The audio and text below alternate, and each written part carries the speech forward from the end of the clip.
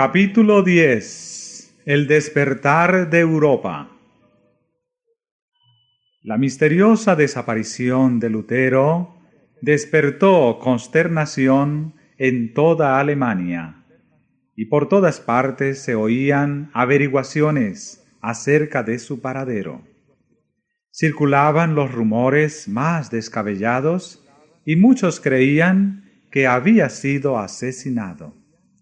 Oíanse lamentos no sólo entre sus partidarios declarados, sino también entre millares de personas que aún no se habían decidido abiertamente por la Reforma.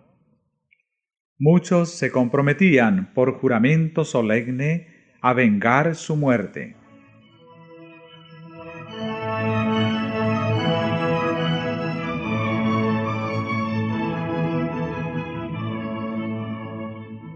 Los principales jefes del romanismo vieron aterrorizados a qué grado había llegado la animosidad contra ellos, y aunque al principio se habían regocijado por la supuesta muerte de Lutero, pronto desearon huir de la ira del pueblo. Los enemigos del reformador no se habían visto tan preocupados por los actos más atrevidos que cometiera mientras estaba entre ellos, como por su desaparición. Los que en su ira habían querido matar al arrojado reformador estaban dominados por el miedo, ahora que él no era más que un cautivo indefenso.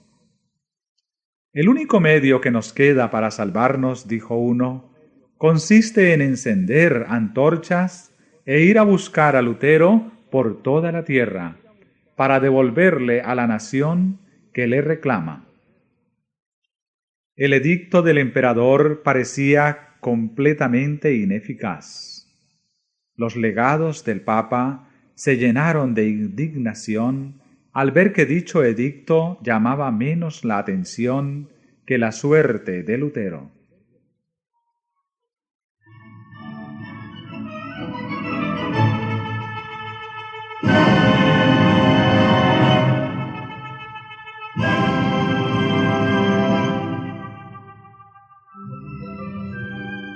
Las noticias de que él estaba en salvo, aunque prisionero, calmaron los temores del pueblo y hasta acrecentaron el entusiasmo en su favor.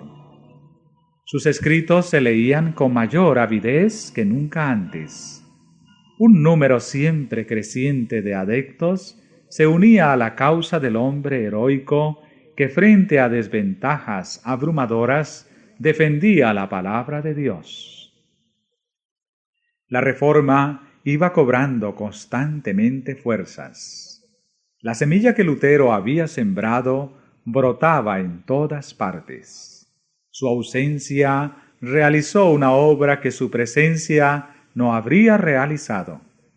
Otros obreros sintieron nueva responsabilidad al serles quitado su jefe, y con nueva fe y ardor se adelantaron a hacer cuanto pudiesen para que la obra tan noblemente comenzada no fuese estorbada.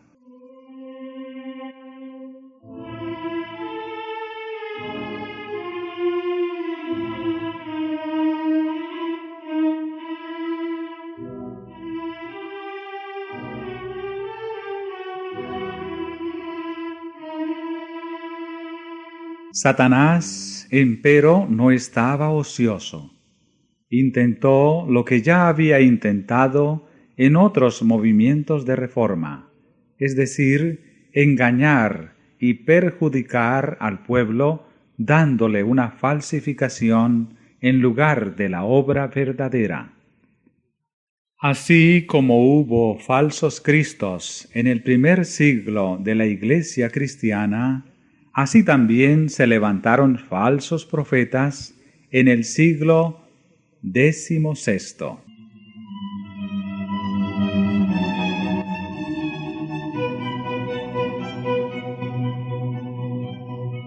Unos cuantos hombres, afectados íntimamente por la agitación religiosa, Se imaginaron haber recibido revelaciones especiales del cielo, y se dieron por designados divinamente para llevar a feliz término la obra de la Reforma, la cual, según ellos, había sido débilmente iniciada por Lutero. En realidad, lo que hacían era deshacer la obra que el reformador había realizado. Rechazaban el gran principio que era la base misma de la Reforma, es a saber, que la palabra de Dios es la regla perfecta de fe y práctica. Y en lugar de tan infalible guía, sustituían la norma variable e insegura de sus propios sentimientos e impresiones.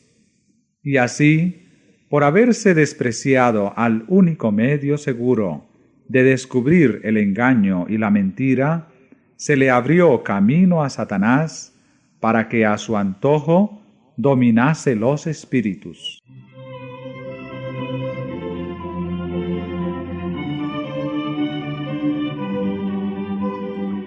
Uno de estos profetas aseveraba haber sido instruido por el ángel Gabriel. Un estudiante que se le unió abandonó los estudios, declarándose investido de poder por Dios mismo para exponer su palabra. Se les unieron otros, de por sí inclinados al fanatismo. Los procederes de estos iluminados crearon mucha excitación.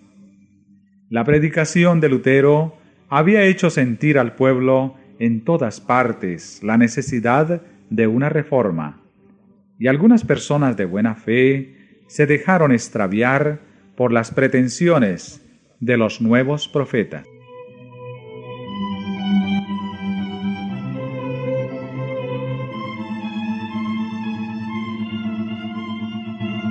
Los cabecillas de este movimiento fueron a Wittenberg y expusieron sus exigencias a Melanchthon y a sus colaboradores. Decían: somos enviados por Dios para enseñar al pueblo. Hemos conversado familiarmente con Dios y por lo tanto sabemos lo que ha de acontecer. Para decirlo en una palabra, somos apóstoles y profetas y apelamos al doctor Lutero.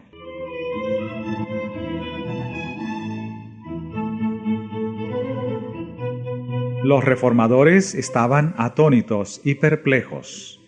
Era este un factor con que nunca habían tenido que habérselas y se hallaban sin saber qué partido tomar.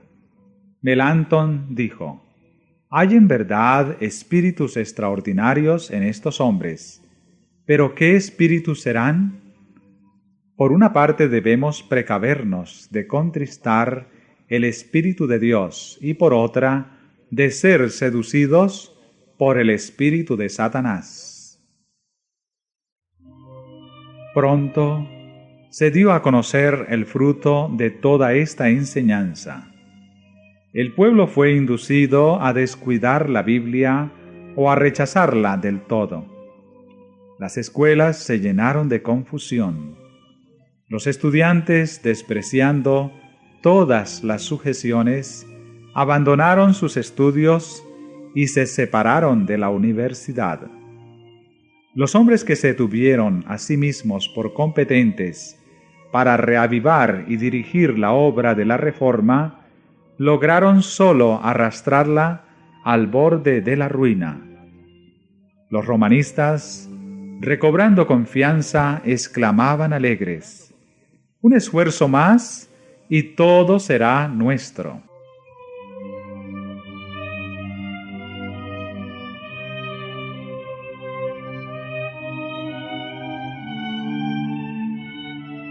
Al saber Lutero en la Warburg lo que ocurría, dijo, con profunda consternación: siempre esperaba yo que Satanás nos mandara esta plaga. Se dio cuenta del verdadero carácter de estos fementidos profetas y vio el peligro que amenazaba a la causa de la verdad. La oposición del Papa y del Emperador no le habían sumido en la perplejidad y congoja que ahora experimentaba. De entre los que profesaban ser amigos de la Reforma, se habían levantado sus peores enemigos. Las mismas verdades que le habían producido tan profundo regocijo y consuelo eran empleadas para despertar pleitos y confusión en la Iglesia.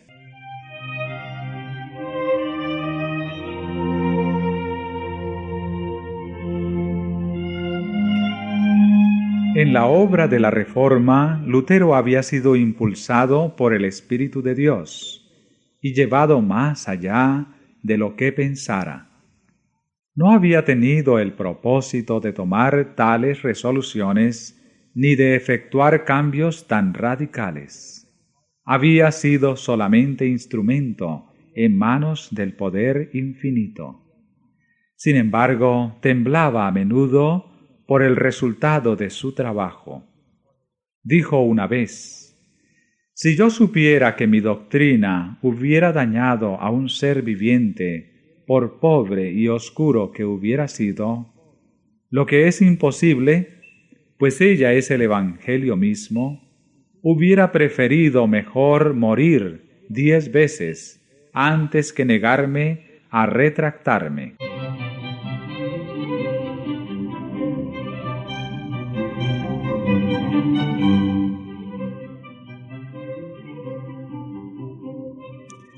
Y ahora hasta el mismo Wittenberg, el verdadero centro de la Reforma, caía rápidamente bajo el poder del fanatismo y de los desórdenes.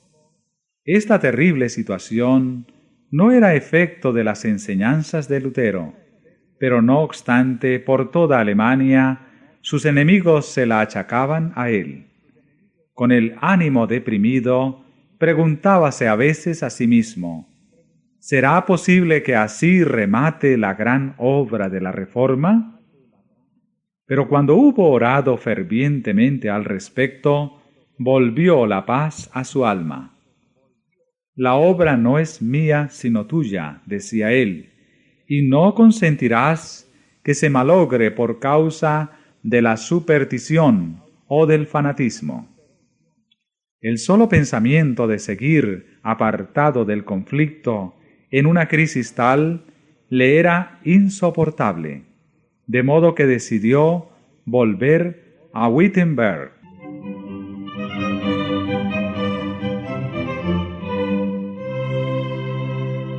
Sin más tardar, arriesgó el viaje. Se hallaba proscrito en todo el imperio.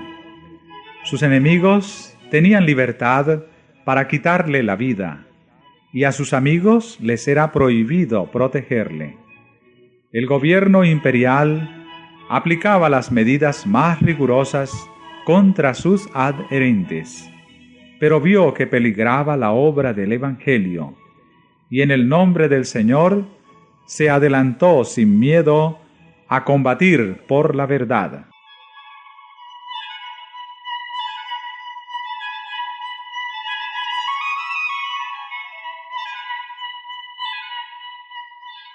En una carta que dirigió al elector, después de manifestar el propósito que alentaba de salir de la Warburg, decía: «Sepa su Alteza que me dirijo a Wittenberg bajo una protección más valiosa que la de príncipes y electores. No he pensado solicitar la ayuda de su Alteza, y tan lejos estoy de impetrar vuestra protección, que yo mismo abrigo más bien la esperanza de protegeros a vos. Si supiese yo que su Alteza querría o podría tomar mi defensa, no iría a Wittenberg. Ninguna espada material puede adelantar esta causa. Dios debe hacerlo todo, sin la ayuda o la cooperación del hombre. El que tenga más fe será el que podrá presentar mejor defensa».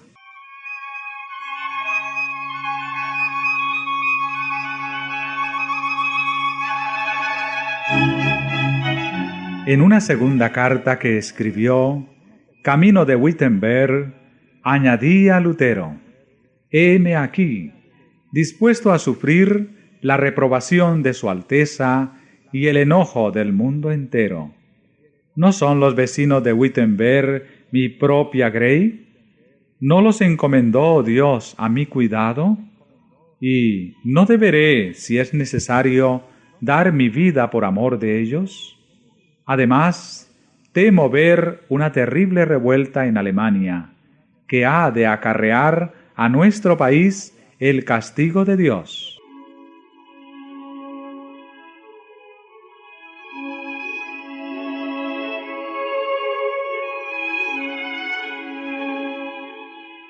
Con exquisita precaución y humildad, pero a la vez con decisión y firmeza, volvió Lutero a su trabajo. Con la Biblia, dijo, debemos rebatir y echar fuera lo que logró imponerse por medio de la fuerza. Yo no deseo que se valgan de la violencia contra los supersticiosos y los incrédulos. No hay que constreñir a nadie. La libertad es la esencia misma de la fe.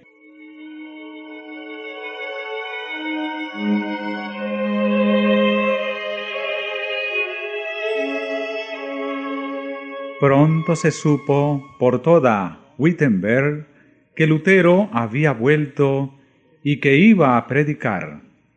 El pueblo acudió de todas partes, al punto que no podía caber en la iglesia. Subiendo al púlpito, instruyó el reformador a sus oyentes. Con notable sabiduría y mansedumbre los exhortó y los amonestó, refiriéndose en su sermón a las medidas violentas de que algunos habían echado mano para abolir la misa, dijo: la misa es una cosa mala. Dios se opone a ella. Debería abolirse, y yo desearía que en su lugar se estableciese en todas partes la Santa Cena del Evangelio. Pero no apartéis de ella a nadie por la fuerza. Debemos dejar el asunto en manos de Dios. No somos nosotros los que hemos de obrar, sino su palabra. ¿Y por qué? Me preguntaréis. Porque los corazones de los hombres no están en mis manos como el barro en las manos del alfarero.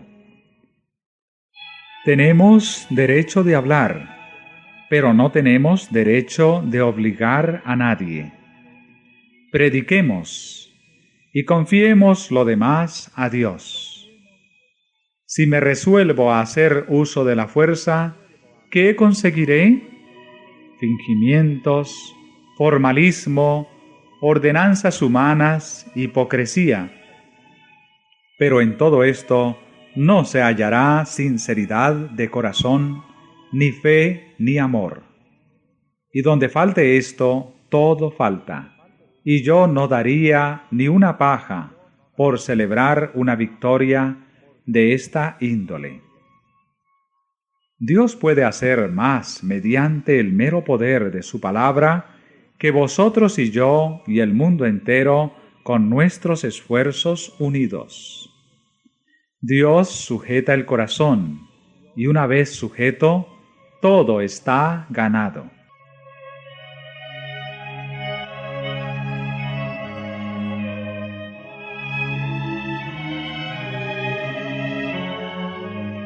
Estoy listo para predicar, alegar y escribir, pero a nadie constreñiré, porque la fe es un acto voluntario.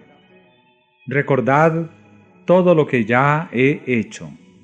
Me encaré con el Papa, combatí las indulgencias y a los papistas, pero sin violencia, sin tumultos. Expuse con claridad la palabra de Dios. Prediqué y escribí, esto es todo lo que hice. Y sin embargo, mientras yo dormía, la palabra que había predicado afectó al papado como nunca le perjudicó príncipe ni emperador alguno. Y sin embargo, nada hice. La palabra sola lo hizo todo. Si hubiese yo apelado a la fuerza, el suelo de Alemania habría sido tal vez inundado con sangre. Pero ¿cuál hubiera sido el resultado? La ruina y la destrucción del alma y del cuerpo. En consecuencia, me quedo quieto y dejo que la palabra se extienda a lo largo y a lo ancho de la tierra.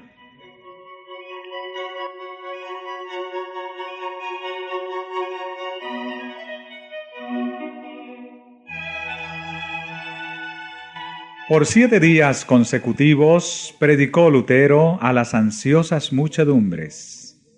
La palabra de Dios quebrantó la esclavitud del fanatismo. El poder del Evangelio hizo volver a la verdad al pueblo que se había descarriado.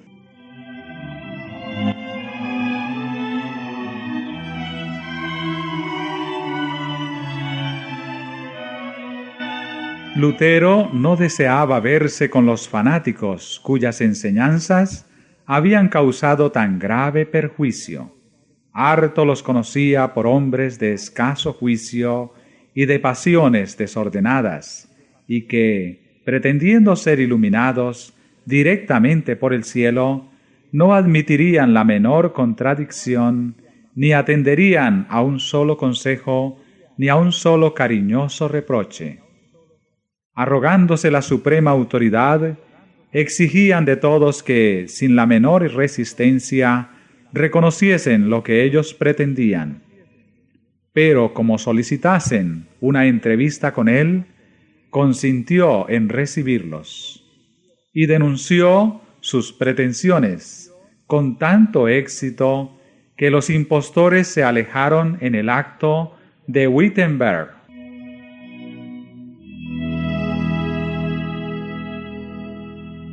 El fanatismo quedó detenido por un tiempo, pero pocos años después resucitó con mayor violencia y logró resultados más desastrosos. Respecto a los principales directores de este movimiento, dijo Lutero: para ellos las Sagradas Escrituras son letra muerta. Todos gritan: el Espíritu, el Espíritu. Pero yo no quisiera ir, por cierto, a donde su Espíritu los guía. Plegue a Dios en su misericordia guardarme de pertenecer a una iglesia en la cual solo haya santos. Deseo estar con los humildes, los débiles, los enfermos, todos los cuales conocen y sienten su pecado y suspiran y claman de continuo a Dios desde el fondo de sus corazones, para que Él los consuele y los sostenga.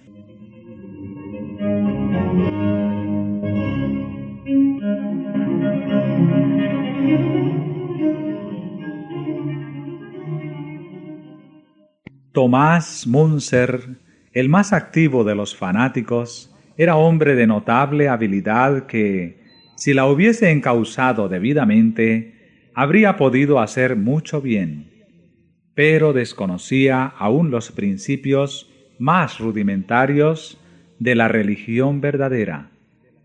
Deseaba vehementemente reformar el mundo, olvidando, como otros muchos iluminados, que la reforma debía comenzar por él mismo. Ambicionaba ejercer cargos e influencia, y no quería ocupar el segundo puesto, ni aun bajo el mismo Lutero. Declaraba que, al colocar la autoridad de la Escritura en sustitución de la del Papa, los reformadores no hacían más que establecer una nueva forma de papado, y se declaraba divinamente comisionado para llevar a efecto la verdadera reforma. El que tiene este espíritu, decía Munzer, posee la verdadera fe, aunque ni por una sola vez en su vida haya visto las Sagradas Escrituras.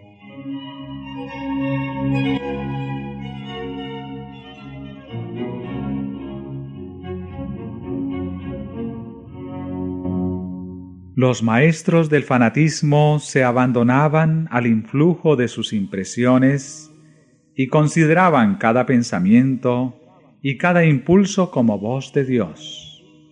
En consecuencia, se fueron a los extremos.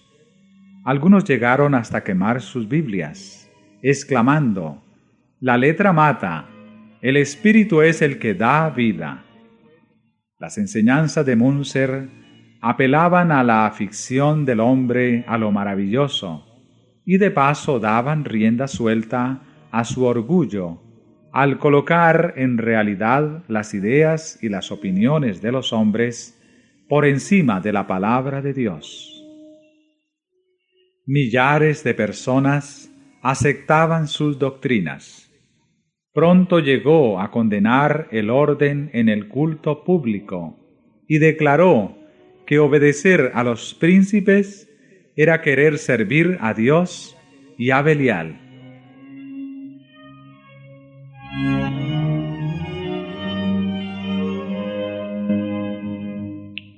El pueblo que comenzaba a emanciparse del yugo del papado tascaba el freno bajo las restricciones de la autoridad civil.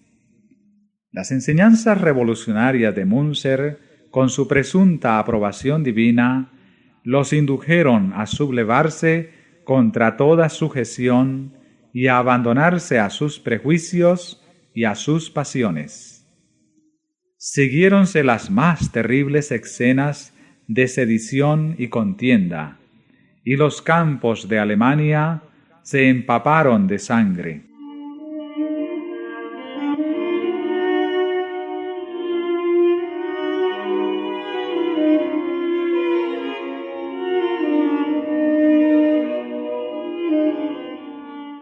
La angustia de corazón que Lutero había experimentado hacía tanto tiempo en Erfurt se apoderó de él nuevamente con redoblada fuerza al ver que los resultados del fanatismo eran considerados como efecto de la Reforma.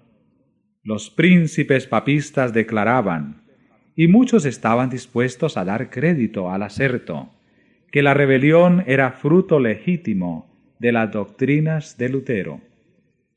A pesar de que estos cargos carecían del más leve fundamento, no pudieron menos que causar honda pena al reformador.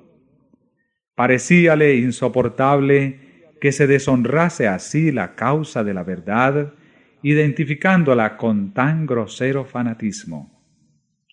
Por otra parte, los jefes de la revuelta odiaban a Lutero, no sólo porque se había opuesto a sus doctrinas y se había negado a reconocerles autorización divina, sino porque los había declarado rebeldes ante las autoridades civiles. En venganza le llamaban vil impostor.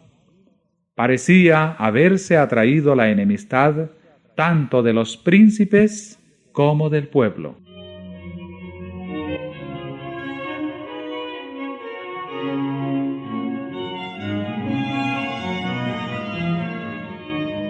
Los romanistas se regocijaban y esperaban ver pronto la ruina de la Reforma. Hasta culpaban a Lutero de los mismos errores que él mismo se afanara tanto en corregir.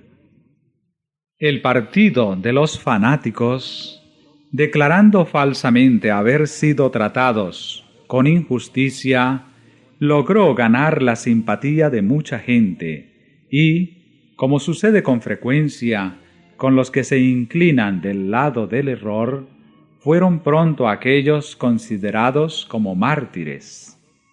De esta manera, los que desplegaran toda su energía en oposición a la Reforma fueron compadecidos y admirados como víctimas de la crueldad y de la opresión. Esta era la obra de Satanás, y la impulsaba el mismo espíritu de rebelión que se manifestó por primera vez en los cielos.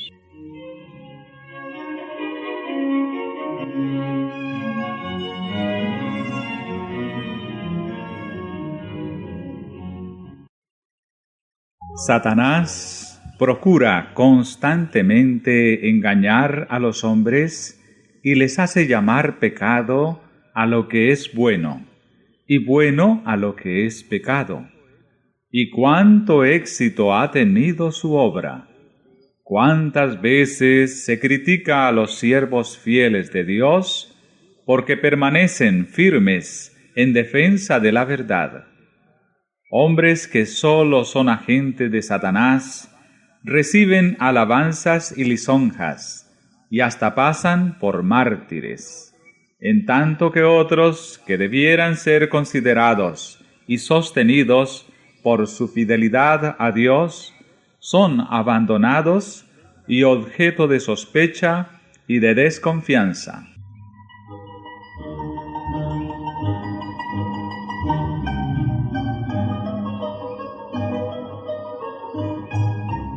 La falsa piedad y la falsa santificación siguen haciendo su obra de engaño. Bajo diversas formas dejan ver el mismo espíritu que las caracterizara en días de Lutero, pues apartan a las mentes de las Escrituras e inducen a los hombres a seguir sus propios sentimientos e impresiones en vez de rendir obediencia a la ley de Dios. Este es uno de los más eficaces inventos de Satanás para desprestigiar la pureza y la verdad.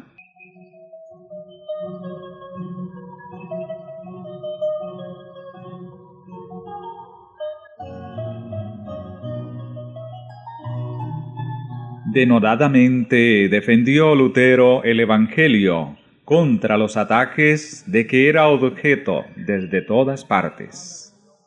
La palabra de Dios demostró ser una arma poderosa en cada conflicto.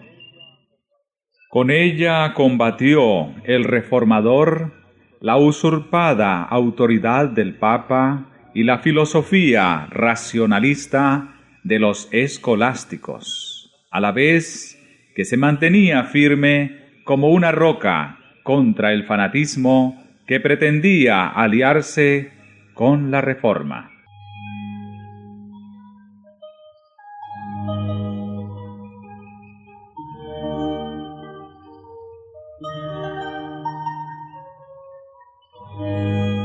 Cada uno a su manera, estos elementos opuestos dejaban a un lado las sagradas escrituras y exaltaban la sabiduría humana como el gran recurso para conocer la verdad religiosa.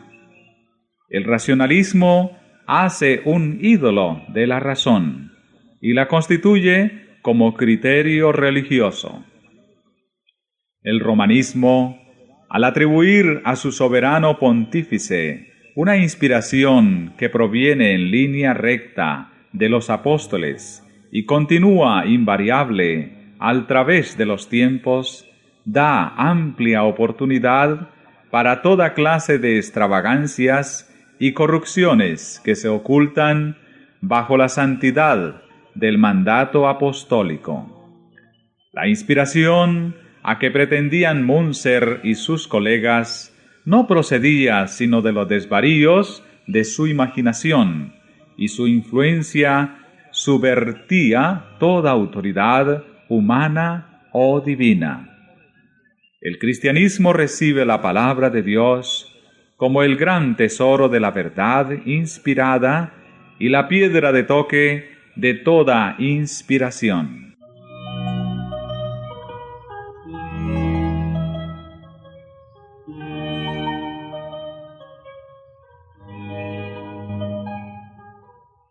A su regreso de la Waterburg, terminó Lutero su traducción del Nuevo Testamento y no tardó el Evangelio en ser ofrecido al pueblo de Alemania en su propia lengua. Esta versión fue recibida con agrado por todos los amigos de la verdad, pero fue vilmente desechada por los que preferían dejarse guiar por las tradiciones y los mandamientos de los hombres.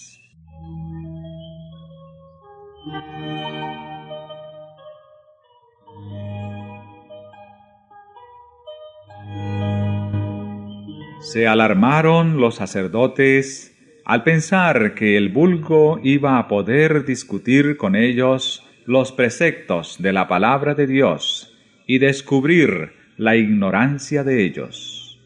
Las armas carnales de su raciocinio eran impotentes contra la espada del Espíritu. Roma puso en juego toda su autoridad para impedir la circulación de las Santas Escrituras. Pero los decretos, los anatemas y el mismo tormento eran inútiles. Cuanto más se condenaba y prohibía la Biblia, mayor era el afán del pueblo por conocer lo que ella enseñaba. Todos los que sabían leer deseaban con ansia estudiar la palabra de Dios por sí mismos. La llevaban consigo, la leían y releían, y no se quedaban satisfechos antes de saber grandes trozos de ella de memoria. Viendo la buena voluntad con que fue acogido el Nuevo Testamento, Lutero dio comienzo a la traducción del Antiguo y la fue publicando por partes, conforme las iba terminando.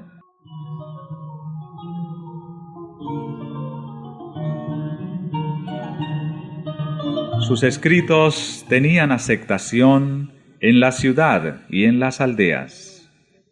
Lo que Lutero y sus amigos escribían, otros se encargaban de esparcirlo por todas partes. Los monjes que habían reconocido el carácter ilegítimo de las obligaciones monacales y deseaban cambiar su vida de indolencia por una de actividad, pero se sentían muy incapaces de proclamar por sí mismos la palabra de Dios, cruzaban las provincias vendiendo los escritos de Lutero y sus colegas. Al poco tiempo, Alemania pululaba con estos intrépidos colportores.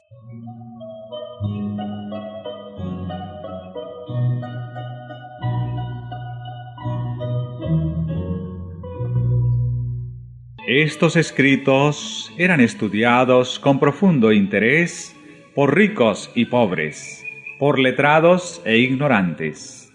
De noche, los maestros de las escuelas rurales los leían en alta voz a pequeños grupos que se reunían al amor de la lumbre. Cada esfuerzo que en este sentido se hacía convencía a algunas almas de la verdad, y ellas, a su vez, habiendo recibido la palabra con alegría, la comunicaban a otros.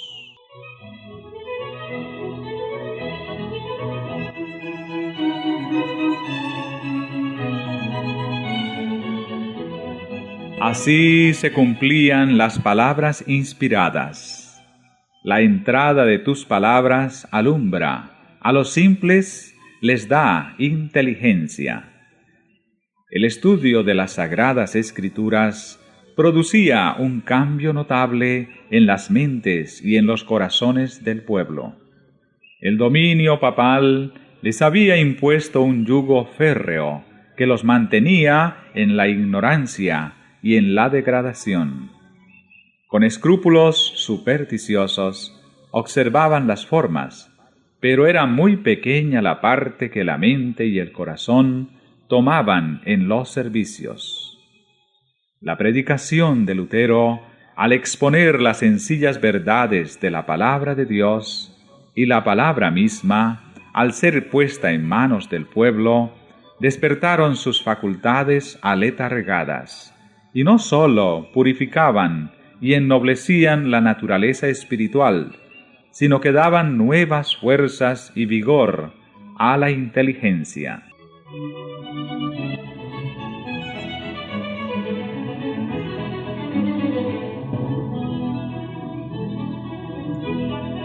Veíanse a personas de todas las clases sociales defender con la Biblia en la mano las doctrinas de la Reforma.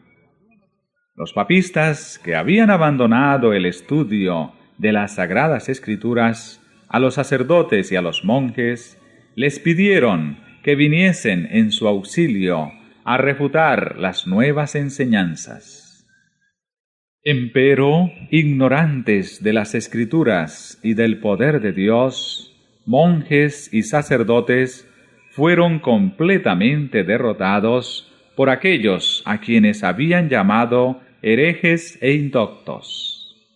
Desgraciadamente, decía un escritor católico, Lutero ha convencido a sus correligionarios de que su fe debe fundarse solamente en la Santa Escritura. Las multitudes se congregaban para escuchar a hombres de poca ilustración defender la verdad y hasta discutir acerca de ella con teólogos instruidos y elocuentes. La vergonzosa ignorancia de estos grandes hombres se descubría tan luego como sus argumentos eran refutados por las sencillas enseñanzas de la palabra de Dios. Los hombres de trabajo, los soldados y hasta los niños estaban más familiarizados con las enseñanzas de la Biblia que los sacerdotes y los sabios doctores.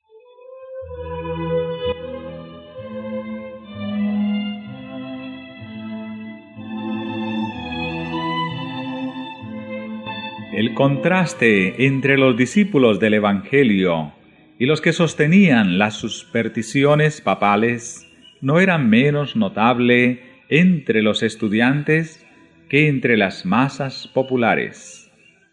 En oposición a los antiguos campeones de la jerarquía que había descuidado el estudio de los idiomas y de la literatura, levantábanse jóvenes de mente privilegiada, muchos de los cuales se consagraban al estudio de las Escrituras y se familiarizaban con los tesoros de la literatura antigua. Dotados de rápida percepción, de almas elevadas y de corazones intrépidos, pronto llegaron a alcanzar estos jóvenes tanta competencia que durante mucho tiempo nadie se atrevía a hacerles frente. De manera que en los concursos públicos en que estos jóvenes campeones de la Reforma se encontraban con doctores papistas, los atacaban con tanta facilidad y confianza que los hacían vacilar y los exponían al desprecio de todos.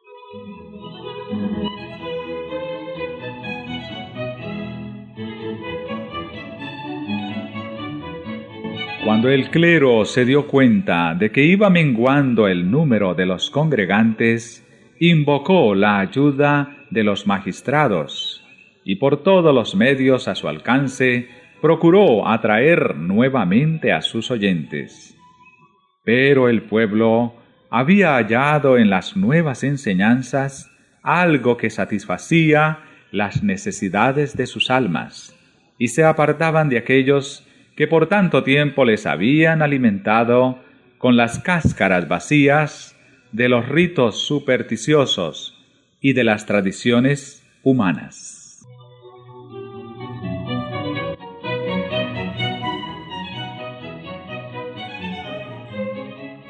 Cuando la persecución ardía contra los predicadores de la verdad, ponían éstos en práctica las palabras de Cristo. Cuando, pues, os persiguieren en una ciudad, huid a otra. La luz penetraba en todas partes.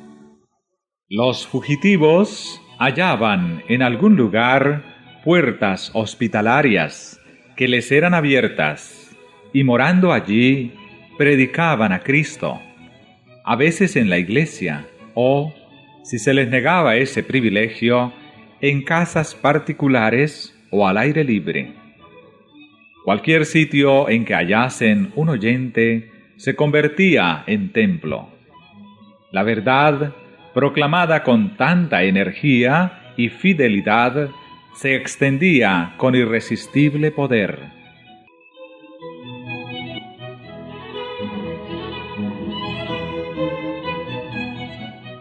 En vano se mancomunaban las autoridades civiles y eclesiásticas para detener el avance de la herejía. Inútilmente recurrían a la cárcel, al tormento, al fuego y a la espada. Millares de creyentes sellaban su fe con su sangre, pero la obra seguía adelante. La persecución no servía sino para hacer cundir la verdad, y el fanatismo que Satanás intentara unir a ella no logró sino hacer resaltar aún más el contraste entre la obra diabólica y la de Dios.